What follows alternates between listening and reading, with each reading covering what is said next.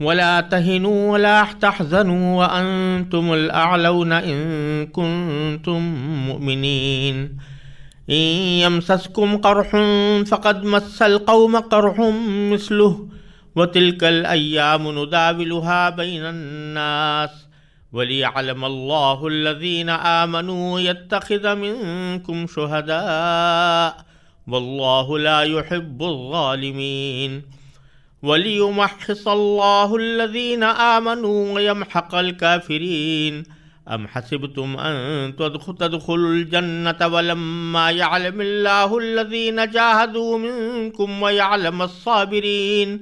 وَلَقَدْ كُنْتُمْ تَمَنَّوْنَ الْمَوْتَ مِنْ قَبْلِ أَنْ تَلْقَوْهُ فَقَدْ رَأَيْتُمُوهُ وَأَنْتُمْ تَنْظُرُونَ۔ ان آیتوں کا ترجمہ یہ ہے کہ مسلمانوں، تم نہ تو کمزور پڑو اور نہ غمگین رہو۔ اگر تم واقعی مومن رہو تو تم ہی سربلند ہوگے۔ اگر تمہیں ایک زخم لگا ہے تو ان لوگوں کو بھی اسی جیسا زخم پہلے لگ چکا ہے۔ یہ تو آتے جاتے دن ہیں جنہیں ہم لوگوں کے درمیان باری باری بدلتے رہتے ہیں، اور مقصد یہ تھا کہ اللہ ایمان والوں کو جانچ لے اور تم میں سے کچھ لوگوں کو شہید قرار دے، اور اللہ ظالموں کو پسند نہیں کرتا۔ اور مقصد یہ تھا کہ اللہ ایمان والوں کو میل کچیل سے نکھار کر رکھ دے اور کافروں کو ملیا میٹ کر ڈالے۔ بھلا کیا تم یہ سمجھتے ہو کہ یوں ہی جنت کے اندر جا پہنچو گے، حالانکہ ابھی تک اللہ نے تم میں سے ان لوگوں کو جانچ کر نہیں دیکھا جو جہاد کریں، اور نہ ان کو جانچ کر دیکھا ہے جو ثابت قدم رہنے والے ہیں۔ اور تم تو خود موت کا سامنا کرنے سے پہلے شہادت کی موت کی تمنا کیا کرتے تھے، چنانچہ اب تم نے کھلی آنکھوں اسے دیکھ لیا ہے۔ پچھلی آیتوں میں اللہ تبارک و تعالیٰ نے جو ہدایات بیچ میں عطا فرمائی تھیں، ان کے عطا کرنے کے بعد اب دوبارہ غزوہ احد کے واقعات پر تبصرہ کا سلسلہ شروع ہوا ہے، اور اس میں مسلمانوں کی اس وقت کی کیفیت کا خاص طور پر لحاظ رکھا گیا ہے۔ ایک طرف تو مسلمانوں کو صدمہ تھا کہ اس غزوہ احد کے موقع پر وقتی طور پر ہی صحیح ان کو شکست کا سامنا کرنا پڑا تھا، اور ان کے بہت سے حضرات شہید ہو چکے تھے، اور خود نبی کریم سرور دو عالم صلی اللہ علیہ وسلم پر بھی زخم آئے تھے۔ تو ان واقعات کا طبی صدمہ مسلمانوں کو تھا۔ اس صدمے کی تسلی بھی اللہ تبارک و تعالیٰ فرمانا چاہتے تھے، اور ساتھ ساتھ ان کی ہمت بڑھانا بھی مقصود تھا، اور جن غلطیوں کی وجہ سے اس شکست کا سامنا کرنا پڑا ان غلطیوں پر تنبیہ بھی فرمانی تھی۔ اللہ تبارک و تعالیٰ نے یہاں آیات کے اس سلسلے میں تسلی کے پہلو کو مقدم رکھا، اور مسلمانوں کے دل چونکہ ٹوٹے ہوئے تھے اور ان کو صدمہ درپیش تھا، تو اس لیے پہلے تسلی کے کلمات ارشاد فرمائے گئے ہیں، ان کی ہمت بنائی گئی ہے، اور پھر اس کے بعد ان غلطیوں کی طرف توجہ دلائی گئی ہے جن کی وجہ سے یہ صدمہ پیش آیا۔ چنانچہ فرمایا کہ ولا تہنوا، تم نہ تو کمزور پڑو، ولا تحزنوا، اور نہ غمگین رہو، وانتم الاعلون، اور تم ہی سربلند ہوگے، ان کنتم مؤمنین، اگر تم واقعی مومن رہو۔ اس قرآنی آواز نے صحابہ کرام کے دلوں پر ایک ٹھنڈک ڈالی اور ان کو ایک تازہ حوصلہ دیا۔ اللہ تبارک و تعالیٰ نے یہاں پر مسلمانوں کو ایک عمومی ضابطہ اور اصول بھی دے دیا کہ پیچھے جو واقعات پیش آئے ہوں اور اس میں کسی صدمے کا سامنا کرنا پڑا ہو تو اس پر رنجیدہ رہنے میں وقت صرف کرنے کے بجائے آئندہ کے لیے سبق حاصل کرنے اور قوت و شوکت کے اسباب جمع کرنے کی کوشش کرنی چاہیے۔ اور یہ بھی بتا دیا کہ غلبہ اور بلندی حاصل کرنے کے لیے صرف ایک ہی چیز اصل ہے، یعنی ایمان اور اس کے تقاضے پورے کرنا۔ ایمان کے تقاضے میں وہ تیاریاں بھی داخل ہیں جو جنگ کے سلسلے میں کی جاتی ہیں، یعنی اپنی فوجی قوت کو مستحکم بنانا، سامان جنگ کی بہم رسانی اور ظاہری اسباب سے بقدر وسعت آراستہ ہونا، اور ساتھ ہی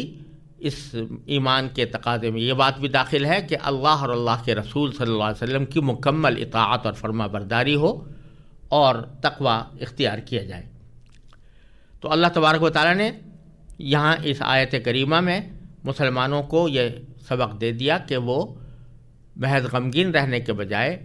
آگے کی فکر کریں اور اتنے زیادہ رنجیدہ نہ ہوں کہ جس سے حوصلہ ٹوٹ جائے۔ اور پھر تسلی کے طور پر فرمایا کہ ان یمسسکم قرح،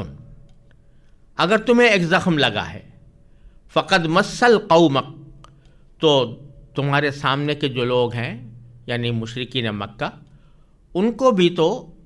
قد مسل قوم قرح مثلہ، ان کو بھی تو اسی جیسا زخم پہلے لگ چکا ہے۔ یعنی اس سے غزوہ بدر کی طرف اشارہ ہے کہ غزوہ بدر کے موقع پر ان کے 70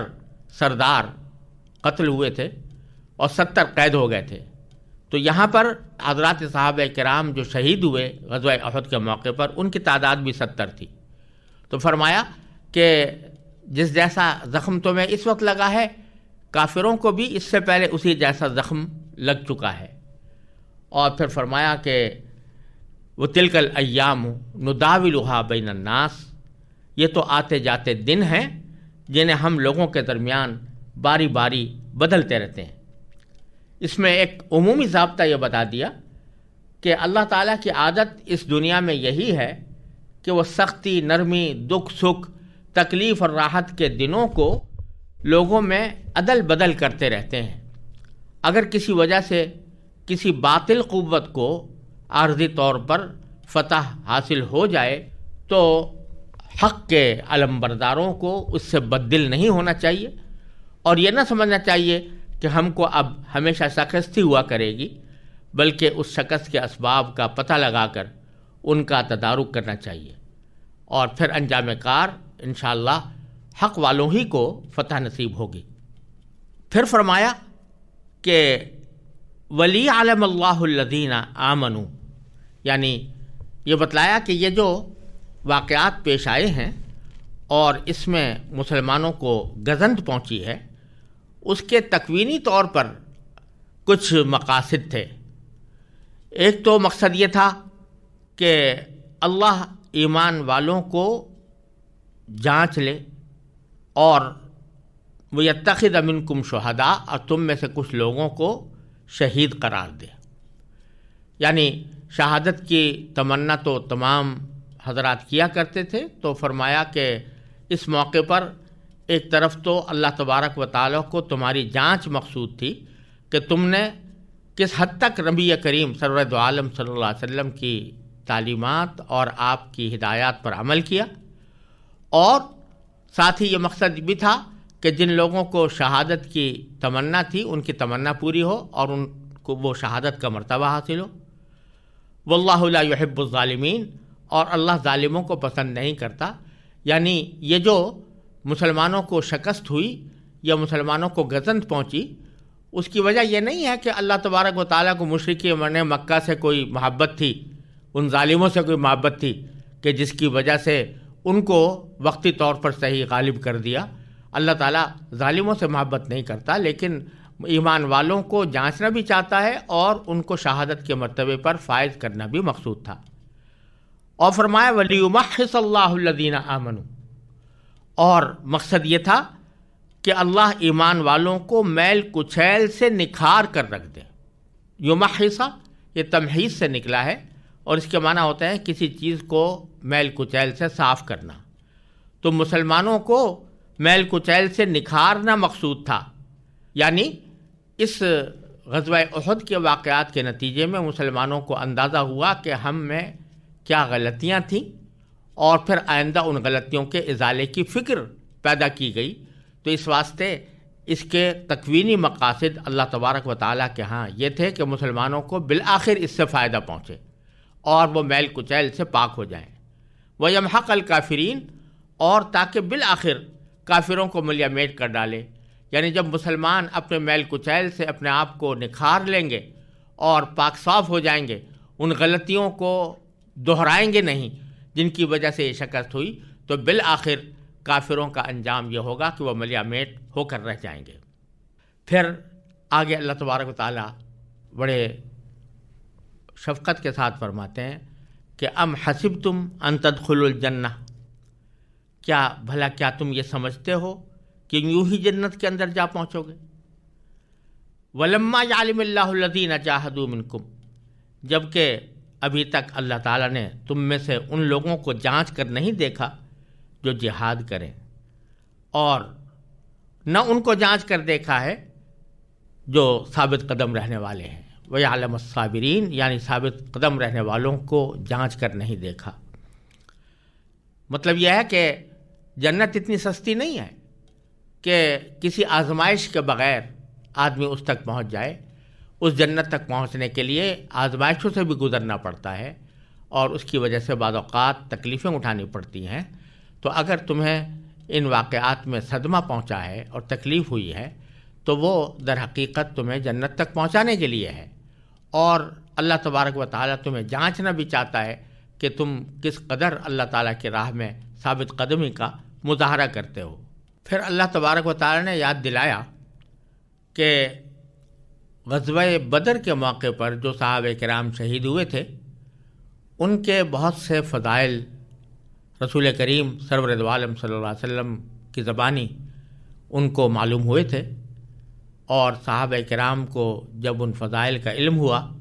تو بہت سے حضرات کے دل میں یہ تمنا پیدا ہوئی کہ ہمیں بھی اللہ تبارک و تعالیٰ کی راہ میں شہادت کا موقع ملے۔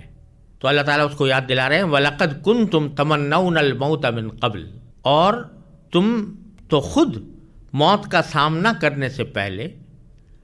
موت کی تمنا کیا کرتے تھے، یعنی شہادت کی موت کی تمنا کیا کرتے تھے۔ فَقَدْ رَأَيْتُمُوهُ، اب تم نے وہ موت دیکھ لی، وَأَنْتُمْ تَنْظُرُونَ، کھلی آنکھوں، یعنی کھلی آنکھوں تم نے دیکھ لیا کہ موت آئی۔ بہت سے صحابہ کرام کو شہادت کا مرتبہ نصیب ہوا اور موت کے مناظر آنکھوں کے سامنے آئے۔ تو اس واسطے اگر وہ حضرات شہید ہوئے ہیں اور تمہارے سامنے کافروں کو عارضی طور پر غلبہ ہوا ہے تو اس سے رنجیدہ اور دل گرفتہ ہونا اور ہمت ہارنا یہ کسی طرح بھی مناسب نہیں ہے، کیونکہ جو شہادت کا مرتبہ جن کو ملا وہ ان کی عین خواہش اور تمنا کے مطابق ملا، اور اس کے اوپر ان کو وہاں جا کر جو انعامات ملنے ہیں وہ ہمیشہ کے لیے ہیں، ابدی ہیں، اور وہ قابل رشک ہیں۔ پھر آگے ارشاد فرمایا وَمَا مُحَمَّدٌ إِلَّا رَسُولٌ قَدْ خَلَتْ مِن قَبْلِهِ الرُّسُلُ أَفَإِن مَّاتَ أَوْ قُتِلَ انقَلَبْتُمْ عَلَىٰ أَعْقَابِكُمْ وَمَن يَنقَلِبْ عَلَىٰ عَقِبَيْهِ فَلَن يَضُرَّ اللَّهَ شَيْئًا وَسَيَجْزِي اللَّهُ الشَّاكِرِينَ وَمَا كَانَ لِنَفْسٍ أَن تَمُوتَ إِلَّا بِإِذْنِ اللَّهِ كِتَابًا مُّؤَجَّلًا وَمَن يُرِدْ ثَوَابَ الدُّنْيَا نُؤْتِهِ مِنْهَا وَمَن يُرِدْ ثَوَابَ الْآخِرَةِ نُؤْتِهِ مِنْهَا وَسَنَجْزِي الشَّاكِرِينَ۔ اور محمد صلی اللہ علیہ وسلم ایک رسول ہی تو ہیں، ان سے پہلے بہت سے رسول گزر چکے ہیں، بھلا اگر ان کا انتقال ہو جائے یا انہیں قتل کر دیا جائے تو کیا تم الٹے پاؤں پھر جاؤ گے؟ اور جو کوئی الٹے پاؤں پھرے گا وہ اللہ کو ہرگز کوئی نقصان نہیں پہنچا سکے گا، اور جو شکر گزار بندے ہیں اللہ ان کو ثواب دے گا۔ اور یہ کسی بھی شخص کے اختیار میں نہیں ہے کہ اسے اللہ کے حکم کے بغیر موت آ جائے، جس کا ایک معین وقت پر آنا لکھا ہوا ہے۔ اور جو شخص دنیا کا بدلہ چاہے گا ہم اسے اس کا حصہ دے دیں گے، اور جو آخرت کا ثواب چاہے گا ہم اسے اس کا حصہ عطا کر دیں گے، اور جو لوگ شکر گزار ہیں ان کو ہم جلد ہی ان کا اجر عطا کریں گے۔ ان آیات میں اللہ تبارک و تعالیٰ نے غزوہ احد کے ایک واقعے پر، ایک اہم واقعے پر تبصرہ فرمایا ہے۔ جیسا کہ غزوہ احد کے تعارف کے سلسلے میں نے عرض کیا تھا کہ جب حضرت خالد بن ولید رضی اللہ تعالیٰ عنہ نے پیچھے سے مسلمانوں پر اچانک حملہ کر دیا اور مسلمان سراسیمہ ہوئے، اسی میں کسی نے یہ افواہ بھی پھیلا دی تھی کہ معاذ اللہ حضور نبی کریم سرور دو عالم صلی اللہ علیہ وسلم کو بھی شہید کر دیا گیا ہے، اور یہ افواہ مسلمانوں کے لشکر میں پھیل گئی تھی۔ اس کے نتیجے میں بہت سے مسلمان سراسیمہ ہو گئے تھے۔ بعض حضرات میدان جنگ چھوڑ کر واپس چلے گئے تھے، اور بعض حضرات کے دل میں یہ خیال آیا تھا کہ جب وہ شمع ہی نہیں رہی جس کی روشنی میں ہم دین کا کام کر رہے تھے، تو اب ہمیں کسی اور قدم اٹھانے کی ضرورت نہیں ہے، چنانچہ وہ ہمت ہار کر بیٹھ گئے تھے۔ تو اللہ تبارک و تعالیٰ نے ان آیات میں یہ تنبیہ فرما دی کہ رسول کریم سرور دو عالم صلی اللہ علیہ وسلم پر تو ایک نہ ایک دن اس دنیا سے رخصت ہونے کا وقت آنے والا ہے۔ اگرچہ اس وقت وہ افواہ غلط تھی، لیکن کبھی نہ کبھی تو رسول کریم صلی اللہ علیہ وسلم دنیا سے رخصت ہوں گے۔ آپ کے بعد بھی مسلمانوں کو دین پر ثابت قدم رہنا ہے۔ لہذا اس سے یہ بھی معلوم ہو گیا کہ اس عارضی شکست کے وقت رسول کریم صلی اللہ علیہ وسلم کے مجروح ہونے اور وفات کی خبر مشہور ہونے میں یہ ایک قدرتی راز تھا کہ آپ کے بعد جو حالات صحابہ کرام پر پیش آنے تھے وہ آپ کی دنیاوی حیات ہی میں ظاہر کر دیے گئے، تاکہ ان میں جو لغزش ہو اس کی اصلاح خود رسول کریم سرور دو عالم صلی اللہ علیہ وسلم کی مبارک زبان سے ہو جائے۔ چنانچہ آئندہ جب واقعہ وفات کا سچ مچ پیش آیا، یعنی سرکار دو عالم صلی اللہ علیہ وسلم دنیا سے رخصت ہوئے، تو یہ عشاق رسول صلی اللہ علیہ وسلم یہ بالکل بدحواس نہیں ہوئے، اور آپ کی وفات کے وقت بڑے بڑے صحابہ کرام ان کے اگرچہ ہوش و حواس بجا نہیں تھے، لیکن صدیق اکبر رضی اللہ تعالیٰ عنہ نے یہی آیات تلاوت کیں، اور یہ آیات تلاوت کر کے لوگوں کو سمجھایا کہ اللہ تبارک و تعالیٰ نے تو پہلے ہی تمہیں یہ بتا دیا تھا کہ رسول کریم صلی اللہ علیہ وسلم کسی نہ کسی وقت دنیا سے جانے والے ہیں۔ اگر وہ چلے جائیں تو اس کا مطلب یہ نہیں ہے کہ تم دین سے پھر جاؤ یا دین کی خدمت اور دین کے کام کو چھوڑ بیٹھو۔ تو اس لیے فرمایا کہ وما محمد الا رسول، محمد صلی اللہ علیہ وسلم ایک رسول ہی تو ہیں، قد خلت من قبلہ الرسل، ان سے پہلے بہت سے رسول گزر چکے ہیں، افئن مات، بھلا اگر ان کا انتقال ہو جائے، او قتل، یا انہیں قتل کر دیا جائے، انقلبتم علی اعقابکم، تو کیا تم الٹے پاؤں پھر جاؤ گے، یعنی دین سے پھر جاؤ گے۔ اور فرمایا کہ ومن ینقلب علی عاقبیہ، اور جو شخص کے الٹے پاؤں پھرے گا، فلن یضر اللہ شیئا، تو اللہ تعالیٰ کو ہرگز کوئی نقصان نہیں پہنچا سکتا۔ اور وسیجزی اللہ الشاکرین، اور اللہ تعالیٰ شکر کرنے والوں کو جزا دے گا اور اچھا صلہ عطا فرمائے گا۔ پھر آگے یہ بھی فرما دیا کہ وما کان لنفس ان تموت، کسی بھی شخص کے اختیار میں نہیں ہے کہ اسے موت آ جائے، الا باذن اللہ، مگر اللہ کے حکم سے، کتاب مؤجلہ، جس کا ایک معین وقت پر آنا لکھا ہوا ہے۔ لہذا رسول کریم سرور دو عالم صلی اللہ علیہ وسلم کے بارے میں جو خبر مشہور ہوئی تھی وہ خبر غلط تھی، اور آپ کی وفات کا ایک وقت اللہ تبارک و تعالیٰ نے پہلے سے مقرر کر رکھا تھا، اس سے پہلے آپ کو وفات آنی نہیں تھی۔ تو اس واسطے آپ لوگوں کو رسول کریم صلی اللہ علیہ وسلم کی وفات کی خبر سے دل گرفتہ نہ ہونا چاہیے تھا۔ اور پھر آگے جو شکست کا بنیادی سبب پیش آیا تھا، اور وہ یہ کہ تیر اندازوں کے جس دستے کو آپ نے پچھلے ایک ٹیلے پر مقرر فرمایا تھا، ان میں سے اکثر لوگوں نے جب یہ دیکھا کہ کفار واپس جا چکے ہیں اور مال غنیمت لوگ جمع کر رہے ہیں، تو اس مال غنیمت کے جمع کرنے میں حصہ دار بننے کے لیے انہوں نے ٹیلا چھوڑ دیا، حالانکہ ان کو رسول کریم صلی اللہ علیہ وسلم کے حکم کا انتظار کرنا چاہیے تھا۔ تو اس کے بارے میں اللہ تبارک و تعالیٰ نے اگلی آیت میں فرمایا کہ وَمَن يُرِدْ ثَوَابَ الدُّنْيَا، جو شخص دنیا کا بدلہ چاہے گا نُؤْتِهِ مِنْهَا، ہم اسے اس کا حصہ دے دیں گے۔ وَمَن يُرِدْ ثَوَابَ الْآخِرَةِ، اور جو آخرت کا ثواب چاہے گا نُؤْتِهِ مِنْهَا، ہم اسے اس کا حصہ عطا کر دیں گے۔ وَسَنَجْزِي الشَّاكِرِينَ، اور جو لوگ شکر گزار ہیں ان کو ہم جلد ہی ان کا اجر عطا کریں گے۔ اس میں اشارہ فرما دیا کہ مال غنیمت جمع کرنے کی فکر میں رسول کریم صلی اللہ علیہ وسلم کے مقررہ کام کو چھوڑ بیٹھنے میں ان سے غلطی ہوئی۔ اگرچہ حقیقت کے اعتبار سے مال غنیمت جمع کرنا بھی خالص دنیا طلبی نہیں تھا، بلکہ مال غنیمت جمع کر کے محفوظ کرنا اور پھر اس کو شریعت کے مطابق مصرف پہ صرف کرنا یہ بھی ایک جہاد کا حصہ ہے، اور اگر نیت درست ہو تو عبادت ہی ہے۔ اور ان حضرات صحابہ کا اس میں شریک ہونا صرف دنیاوی لالچ ہی کی وجہ سے نہیں تھا، کیونکہ شرعی ضابطے سے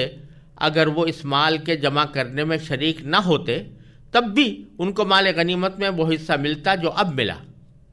اس لیے یہ نہیں کہا جا سکتا کہ ان حضرات نے خالص دنیاوی طمع کی خاطر اپنے مقام کو چھوڑا تھا، لیکن بڑوں کی تھوڑی سی لغزش بھی بڑی سمجھی جاتی ہے۔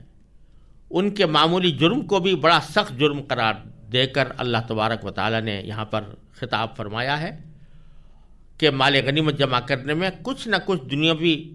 منفعت حاصل کرنے کا تعلق ضرور تھا، اور اس تعلق کا طبی اثر دلوں میں ہونا کچھ بعید بھی نہیں۔ صحابہ کرام کے معیار اخلاق کو بلند سے بلند کرنے کے لیے ان کے اس عمل کو بھی اللہ تعالی نے دنیا کا بدلہ چاہنے سے تعبیر فرمایا کہ طمع دنیا کا ادنا غبار بھی صحابہ کرام کے قلب پر نہیں آنا چاہیے تھا۔ تو اس لیے فرمایا کہ دنیا جو لوگ چاہتے ہیں ان کو ہم دنیا تو دے دیتے ہیں، لیکن آخرت کا ثواب اسی کو ملتا ہے جو آخرت کا ثواب حاصل کرنا چاہے، اللہ تعالیٰ کی رضامندی حاصل کرنا چاہے۔